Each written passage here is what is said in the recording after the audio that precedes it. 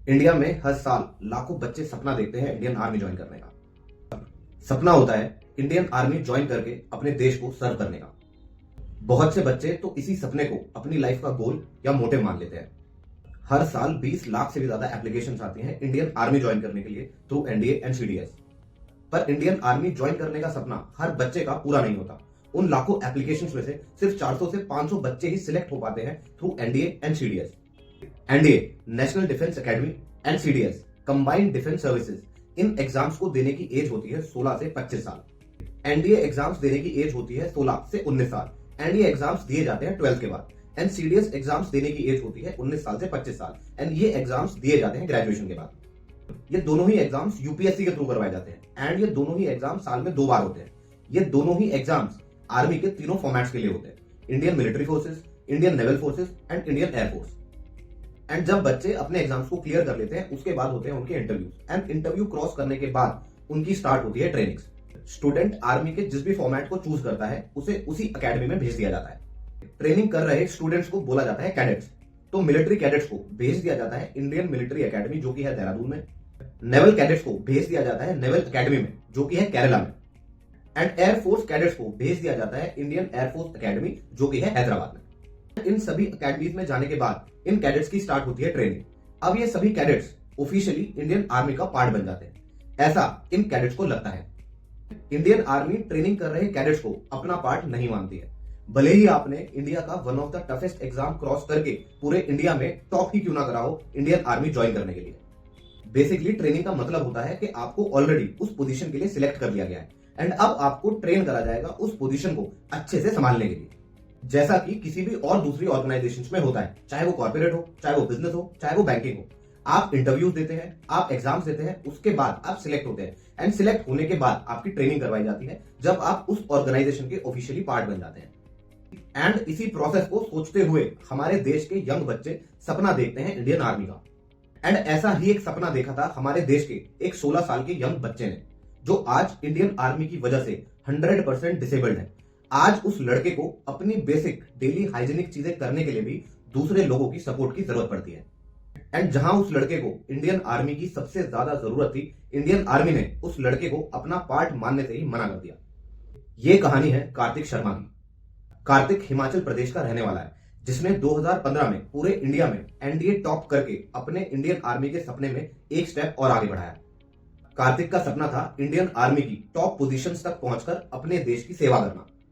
पर कार्तिक का ये ड्रीम एक नाइटमेयर में बदल गया जब फरवरी 2016 में एक कैडेट ट्रेनिंग के दौरान डाइव रोल एक्सरसाइज करते हुए कार्तिक की स्पाइन में एक चोट लगी, जिस चोट की वजह से कार्तिक पूरी तरीके से डिसेबल्ड हो गया। जब कार्तिक के साथ ये इंसिडेंट हुआ तब कार्तिक की एज सिर्फ 18 साल थी। कार्तिक का केस कोई पहला केस नहीं था इंडियन आर्मी के लिए। जैसा कि हमने आपको ऑलरेडी बताया, हर साल 20 लाख से भी ज्यादा बच्चे फॉर्म भरते हैं एनडीए एंड सीडीएस के थ्रू इंडियन आर्मी ज्वाइन करने के लिए। एंड इन लाखों बच्चों में से सिर्फ 500 से 600 बच्चे ही सिलेक्ट होते हैं इंडियन आर्मी के लिए थ्रू एनडीए एंड सीडीएस, जो कि बस 0.1% रेशियो है इन सभी एप्लीकेशंस का।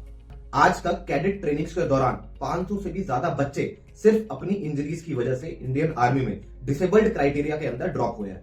एंड इसमें से 50% बच्चे सिर्फ एनडीए के ही हैं। एंड क्योंकि एनडीए का एग्जाम क्लियर करने के बाद बच्चे अपनी ग्रेजुएशन भी इंडियन आर्मी के थ्रू ही करते हैं, इसीलिए उनकी एजुकेशन के साथ साथ उनकी फिजिकल ट्रेनिंग भी स्टार्ट हो जाती है। इंडियन आर्मी की उन कैडेट्स ट्रेनिंग के दौरान ही कुछ बच्चों को चोट भी लग जाती है।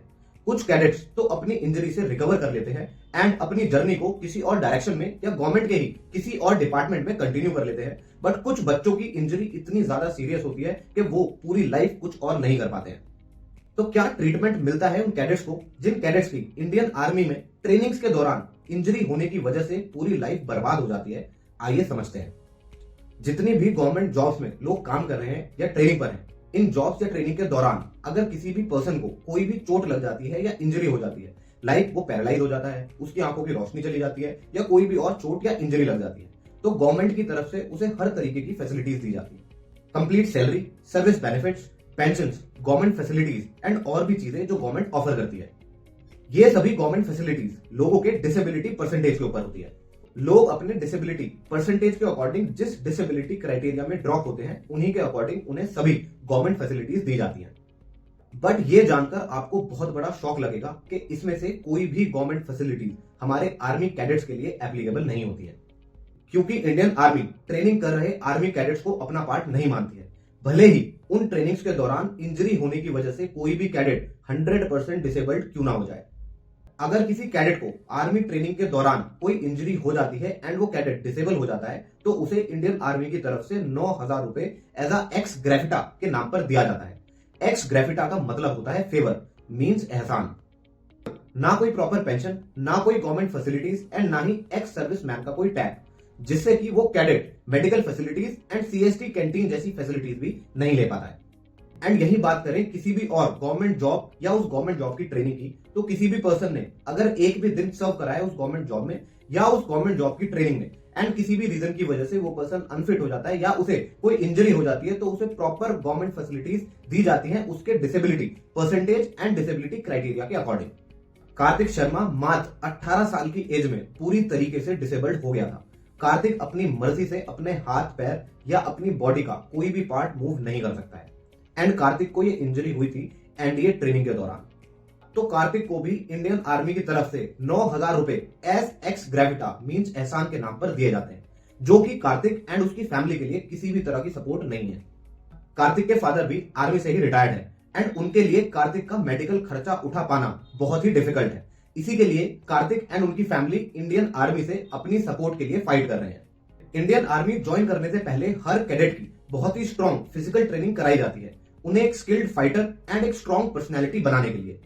एंड ऑब्वियस है जिन ट्रेनिंग की वजह से कुछ बच्चों को चोट भी लग सकती है, बट ये कैडेट्स ये रिस्क लेते हैं इंडियन आर्मी पर भरोसा कर।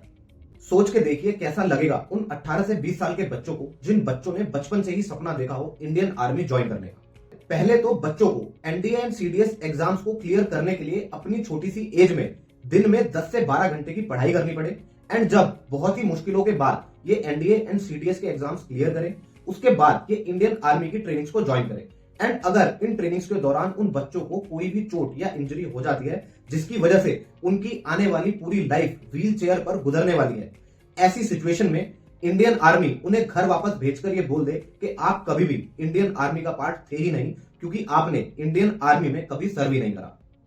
एंड उन कैडेट्स को एहसान के नाम पर मंथली कुछ पैसे दे दिए जाए, ना कोई पेंशन, ना कोई मेडिकल फैसिलिटीज, ना ही कोई एक्स सर्विस मैन का टैग एंड ना ही कोई और अपॉर्चुनिटी किसी और गवर्नमेंट डिपार्टमेंट में। अपनी इंजरी के अगले 5 साल तक कार्तिक पुणे के मिलिट्री हॉस्पिटल में अपना ट्रीटमेंट करवाता है एंड एक दिन वहां पर एक एक्स मिलिट्री सर्विसमैन आते हैं एंड कार्तिक एंड उनकी फैमिली को यह बोला जाता है कि आप इस मिलिट्री हॉस्पिटल में या किसी भी और मिलिट्री हॉस्पिटल में कार्तिक का ट्रीटमेंट नहीं करवा सकते हैं, क्योंकि कार्तिक कभी भी इंडियन आर्मी का पार्ट था ही नहीं। कार्तिक एंड उसकी फैमिली को यह बोला गया कि अगर आर्मी की ट्रेनिंग के दौरान कार्तिक को चोट लग भी गई तो इंडियन आर्मी ग्रेफिटा के नाम पर उसकी फैमिली को सपोर्ट कर ही रही है।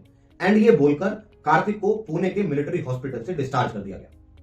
आप खुद को 2 मिनट कार्तिक की सिचुएशन में रखकर देखिए कि जिस कंट्री को सर्व करने के लिए कार्तिक अपनी पूरी लाइफ देने के लिए निकल गया था, जिस इंडियन आर्मी का one of the toughest exam Kartik ने पैन इंडिया टॉप करा, एंड क्योंकि कार्तिक के खराब लक की वजह से उसे एक इंजरी हो गई, जिस इंजरी की वजह से आज उस 22 साल के यंग लड़के की पूरी लाइफ व्हील चेयर पर गुजरने वाली है, तो उसे उसी आर्मी की तरफ से ऐसा बेइज्जत होना पड़े जिस आर्मी को ज्वाइन करने का उसने किसी दिन सपना देखा था। कार्तिक को अपने इनिशियल दिनों में 4 लोगों की हेल्प लगती थी अपने बेसिक हाइजीनिक काम करने के लिए।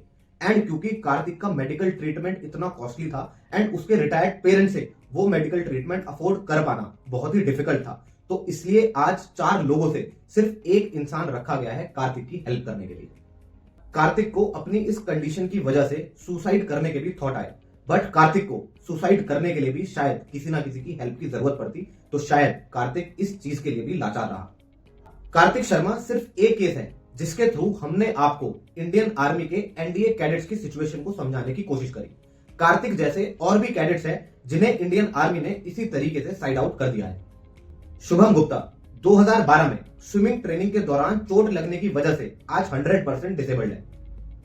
चेतन चौधरी 2016 में एक बॉक्सिंग टूर्नामेंट में इंजरी की वजह से 100% डिसेबल्ड है। विक्रांत राज 2018 में एक बॉक्सिंग मैच के दौरान विक्रांत को एक इंजरी हुई जिससे उन्होंने कुछ ही टाइम में रिकवर कर लिया, बट एक फुटबॉल मैच के दौरान उन्हें सेम पॉइंट पर फिर से इंजरी हुई, जिसकी वजह से आज वो 100% डिसेबल्ड है। अनन्या चतुर्वेदी 2011 में एक नेक इंजरी की वजह से 100% डिसेबल्ड हो गई थी, बट अनन्या थोड़ी लकी निकली एंड उन्होंने इस इंजरी से रिकवर करके अपनी लाइफ को आगे किसी और डिपार्टमेंट में कंटिन्यू रखा। एंड ऐसे बहुत सारे कैडेट्स हैं जिन्हें इंडियन आर्मी की ट्रेनिंग के दौरान इंजरी हुई, जिस इंजरीज की वजह से उन बच्चों की आने वाली पूरी लाइफ बर्बाद हो गई एंड उन कैडेट्स को इंडियन आर्मी ने साइड आउट कर दिया। एनडीए का एक और डैमेज होता है जो इन कैडेट्स को फेस करना पड़ता है।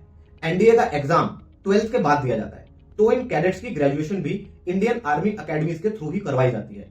बट जब इन इंजरीज की वजह से इन कैडेट्स को इंडियन आर्मी छोड़नी पड़ती है, तो इन कैडेट्स को उन अकेडमी से भी बाहर कर दिया जाता है एंड इन कैडेट्स की बाकी की ग्रेजुएशन उन कॉलेजेस के साथ करवाई जाती है जिन कॉलेजेस का एग्रीमेंट होता है एनडीए के साथ।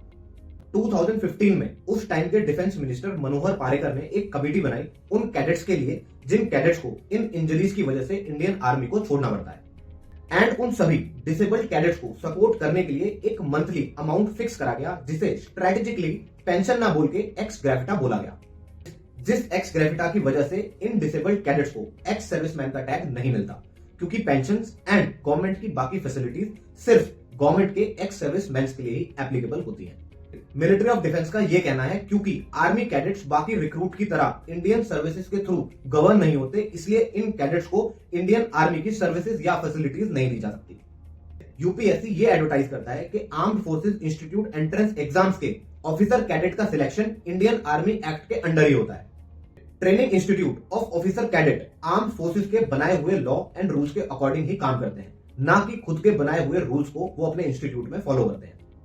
तो इसके अकॉर्डिंग मिलिट्री ऑफ डिफेंस ये बोलकर अपना पल्ला नहीं झाड़ सकती है कि एनडीए के ऑफिसर कैडेट्स इंडियन आर्मी का पार्ट नहीं है।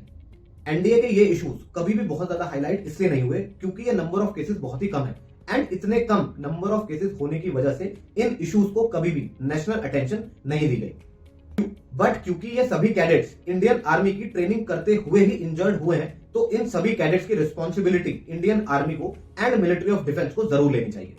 गवर्नमेंट को इन सभी कैडेट्स को सबसे पहले एक्स सर्विसमैन का टैग देना चाहिए, जिस टैग की वजह से ये मिलिट्री हॉस्पिटल्स में अपना ट्रीटमेंट करवा सके एंड सीएसटी कैंटीन्स एंड बाकी गवर्नमेंट फैसिलिटीज भी ले सके। इन सभी डिसेबल्ड कैडेट्स की एक्स ग्रेविटा को प्रॉपर पेंशन में कन्वर्ट कर देना चाहिए, जिसकी वजह से इन कैडेट्स एंड इन कैडेट्स की फैमिलीज को थोड़ा सपोर्ट मिल सके एंड सभी डिसेबल्ड कैडेट्स को अपनी डिसेबिलिटी क्राइटेरिया के अकॉर्डिंग उनके टैलेंट एंड उनके एजुकेशन के बेस पर किसी भी और दूसरे गवर्नमेंट डिपार्टमेंट में जॉब दिलवाने के लिए हेल्प करनी चाहिए। एक बच्चा जो अपने देश के लिए कुछ करने के लिए निकला है एंड इंडिया के one of the toughest exams को क्रॉस करके वो बच्चा उस लेवल तक पहुंचता है, बट उसकी खराब किस्मत की वजह से अगर उसके साथ कोई इंजरी या कोई भी ऐसी चीज हो जाती है जिसकी वजह से वो इंडियन आर्मी को सर्व नहीं कर पाता है, तो गवर्नमेंट को एंड डिफेंस ऑफ मिलिट्री को उस कैडेट के बारे में जरूर कुछ सोचना चाहिए, रेदर देन के इंडियन आर्मी एंड हमारी गवर्नमेंट उन कैडेट से मुंह ही मोड़ ले। तो दोस्तों आज के लिए बस इतना ही। Hope you like the video. That's it for today. Thank you so much for your time. Be healthy, keep growing, keep supporting. Thank you everyone.